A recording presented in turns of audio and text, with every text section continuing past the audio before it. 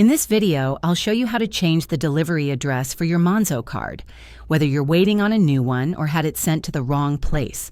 First, open the Monzo app and tap on the card notification at the top of your home screen. It'll say something like, "Your card is on its way," or "Delivery address." Next, tap on Change Delivery Address.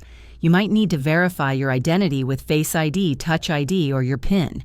Now, enter your new delivery address carefully. Make sure it's where you want the card to go. Monzo will send it there by tracked post. Once you've saved the new address, double-check that everything looks correct. You only get one chance to change it before the card ships. And that's it. Your Monzo card should now be heading to the right address. If you don't see the option to change the address, it might already be in transit. In that case, contact Monzo support straight away through the app. They're usually super quick to help. Thanks for watching. If this helped you out, hit that like button and subscribe for more simple Monzo tips. See you next time.